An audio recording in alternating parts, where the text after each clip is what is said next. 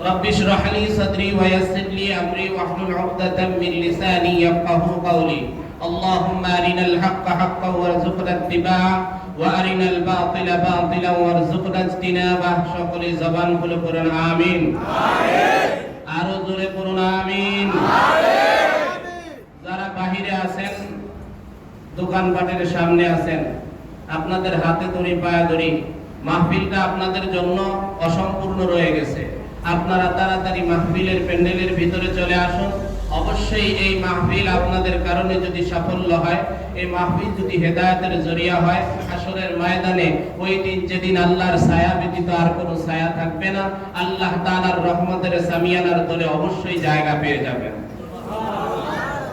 আপনারা ওয়াজ শুনতে শুনতে মনে করতেছি যে আপনারা অনেক বিরক্ত হয়ে গেছেন সুবহানাল্লাহর আওয়াজটা আল্লাহকে রাজি করার জন্য একটু জোরে দেওয়া যায় না ভাই আর একটু জোরে বলেন না সুবহানাল্লাহ জবানটা কার আল্লাহ এই জবান দিয়ে প্রশংসা হবে কার আল্লাহ আল্লাহর প্রশংসা আল্লাহর দেওয়া জবান দিয়ে হবে বাক শক্তি যেহেতু আল্লাহ দিয়েছে এই কণ্ঠ রোধ করার মতো কাগুজ শক্তি পৃথিবীর জমিনে আসে নাই ঠিক কিনা বলেন ইসলামকে টিকিয়ে রাখতে হলে মুসলমানের কণ্ঠের আওয়াজকে উঁচু করতে হবে ইসলামের জন্য জীবনকে বিলিয়ে দিতে হবে রাসূলের মান ইজ্জত রক্ষা করতে গেলে নিজের শরীরের শেষ রক্ত বিন্দু দিয়ে হলেও নবীর ইজ্জত রক্ষা করতে হবে রাজি আছেন তো ইনশাআল্লাহ আমার ভাইরা আজকে এই মাসটা যেটা চলতেছে এটা হলো মেরাজের মাস নবীজির মেরাজের মাস তবে আমি মেরাজ নিয়ে আলোচনা করব না আমার নবীর মান আর ইজ্জতের উপর যারা হামলা করে আমার নবীর উম্মতের উপর যারা হামলা করে তাদেরকে সতর্ক করার জন্য ছোট্ট মাহফিল থেকে আমি বাণী তুলে ওই কাগুজ শক্তির কাছে পৌঁছায় দিতে চাই যেই সমস্ত কাগুজ শক্তি আপনার আমার নবীর সুন্নতকে বিলীন করার জন্য নবীর সুন্নতকে দাবিয়ে দেওয়ার জন্য মুসলমানকে নিষ্পেষিত করার জন্য মসজিদের ভিতরে হামলা করে ওই সমস্ত গোলামদেরকে বাংলার জমিন তো দূরের কথা পৃথিবীর জমিন থেকে উৎখাত করতে রাজি আছেন কারা কারা হাত নারে তাকবীর নারে তাকবীর আল্লাহু আকবার লিল্লাহি তাকবীর আল্লাহু আকবার ইসলামের শত্রুরা হুঁশিয়ার সাবধান হুঁশিয়ার সাবধান ইসলামের শত্রুরা নারে তাকবীর আল্লাহু আকবার আমার ভাইরা আমার নবী দুনিয়ার সৌন্দর্যের দিক থেকে সেরা ঠিক কিনা বলেন আমার নবী ইজ্জতের দিক দিয়ে সেরা ঠিক কিনা বলেন সে নবীর গায়ের মধ্যে মশা মাছি বসা হারাম ছিল সে নবীর চরিত্রের উপর যদি কেউ কলঙ্ক দিতে চায় এমন কুলাঙ্গারদের বাংলার জমিনে জায়গা হবে না আমার ভাইরা আমার নবীকে ইজ্জত দিয়ে সম্মান দিয়ে আল্লাহ তাআলা পৃথিবীর জমিনে পাঠাইছেন ঠিক কিনা সংক্ষিপ্ত আলোচনা শুধু মজলিসটাকে জমানোর জন্য বসেছি আমার নবী যেই দিন পৃথিবীর জমিনে আসছেন সেই দিন মুজিজা প্রকাশ করেছেন এমন মুজিজা প্রকাশ করেছেন নবীর যে 1000 মুজিজা এই মুজিজার মধ্যে কেউ হাত দাবাতে পারে নাই ঠিক কিনা বলেন ইমাম আবু হানিফা রাহমাতুল্লাহি আলাইহির কাছে এক ইহুদি আয়েশা বলেন আজকে যদি তুমি আমার প্রশ্নের জবাব দিতে পারো আমি এখন এই মুহূর্তে মুসলমান হয়ে যাব ইমাম আবু হানিফা বলে তুমি আমার কাছে কি জানবার চাও যদি জানতে চাও তাড়াতাড়ি বলো এবার বলতেছে এক নাম্বার প্রশ্ন তোমার আল্লাহ কেমন তুমি যে আল্লাহকে বিশ্বাস করো নাউজুবিল্লাহ বলে আল্লাহ বলে কেমন দেখবার চাই আল্লাহ কেমন দেখতে চাস কয় হ্যাঁ এদিকে আয় সামনে আইছে তো কানা ভাষায় এক চর মারছে চর দেওয়ার পরে গালে ধরে বসে রয়েছে কি ব্যাপার গালে ধরছস কেন কয় গালে ধরছি তুই আমারে থাবড়া দিলেন তো আমি কি ব্যথা পাই নাই তাই ব্যথা পাইছো এর প্রমাণটা কি ব্যথাটা দেখতে কেমন ব্যথা দেখতে কেমন এটা কি দেখানো যায় আমি যাকে মানি তাকে কি দেখানো যায় সুবহানাল্লাহ আমার ভাইরা উসে বানা তু জাতা হ্যায় মগর দেখা नहीं जाता मुसल्लम लम तरानी है वास्ते दिलाने कुरान या अल्लाहु अकबर बोले ওই আল্লাহকে দেখা যায় না মানা যায় তার নাম হলো আল্লাহ সুবহানাল্লাহ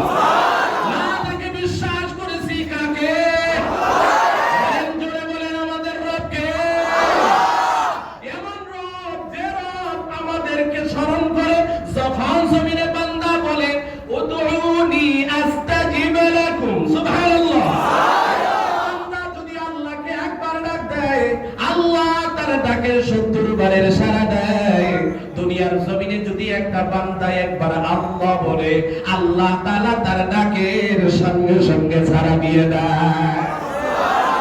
এটা আমার কথা নয়, আমার নবী বলেন ক্বালা রাসূলুল্লাহ সাল্লাল্লাহু আলাইহি ওয়াসাল্লাম ইয়ানজিলু ফিহা লিগুরুবিশ শামসি ইলা সামাঈদ দুনিয়া। আল্লাহু আকবার। নবী বলেন ইয়ানজিলু ফিহা লিগুরুবিশ শামসি ইলা সামাঈদ দুনিয়া।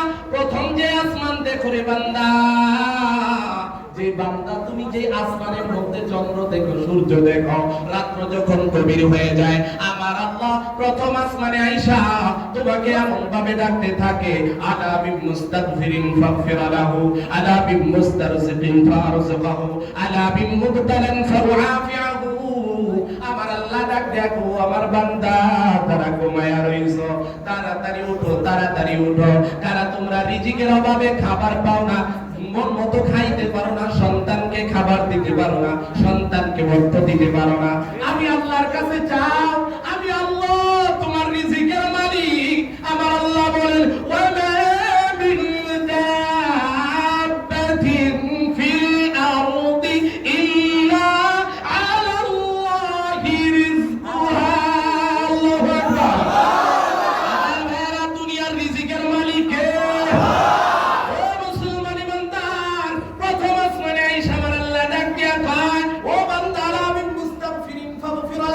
আমার কাছে যা, আমি আল্লাহ তোরে দিব। আমি আল্লাহর কাছে যা, তোরে মামলা থেকে খালাস করে দিব। আমি আল্লাহর কাছে যা, তোর যে অসুখ আছে, তোর অসুস্থ থেকে আমি সুস্থতা দান করব। সুবহানাল্লাহ। আমার ভাইরা, কোন দিন আমার মালিককে চিনবেন?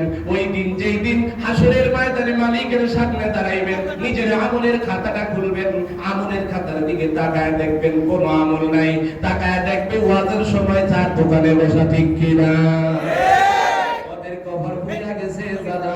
এখনো পর্যন্ত মাহফিলে আসতে পারে নাই, যারা বিছানায় পিঠ লাগাইয়া ঘুমায়, ও মুমিন তুমি তো জান্নাতের ভিতরেও ঘুমাইবা, সেখানে হবে আরামের ঘুম।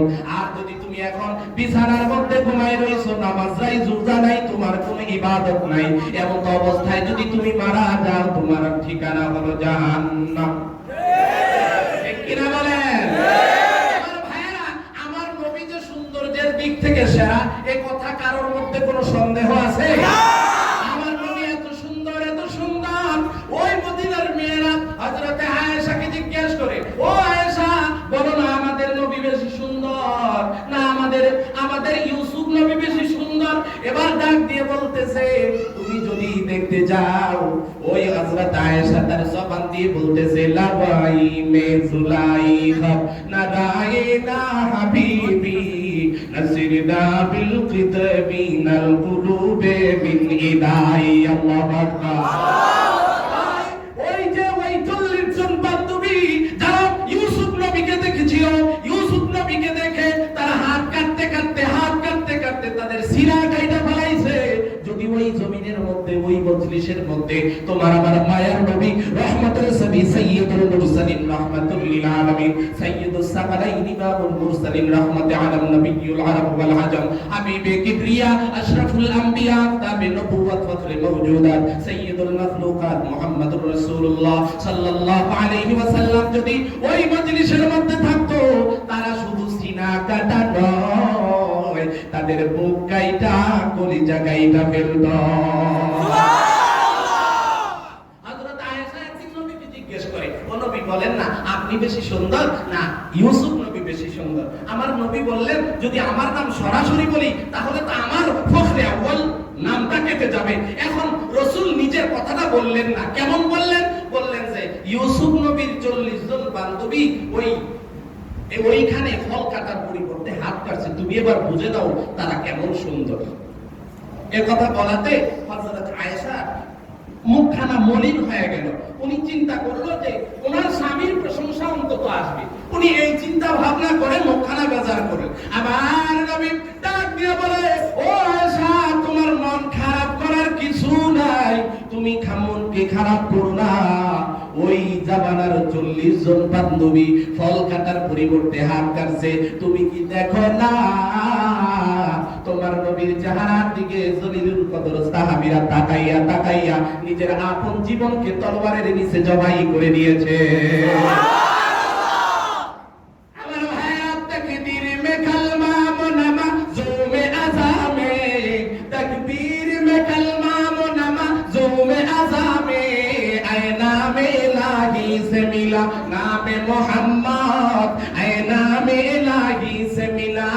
নূরে মুহাম্মদ আসমান ও জমিন লৌহ কলম চাঁদ ও সিতারা हर चीज में है नूर मोहम्मद का नजारा अल्लाह अकबर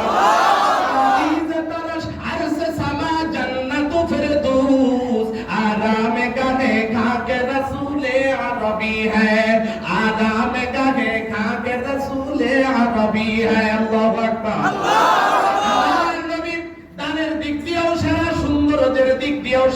সৌন্দর্যের মধ্যে যদি এমন একজন মানুষ আমাদের এলাকায় আছে যার সৌন্দর্যের কাছে পৃথিবীর সব সৌন্দর্য হার মানে এমন একটা মানুষকে মহব্বত করা যায় কি যায় না? জীবনের চাইতে কম না বেশি?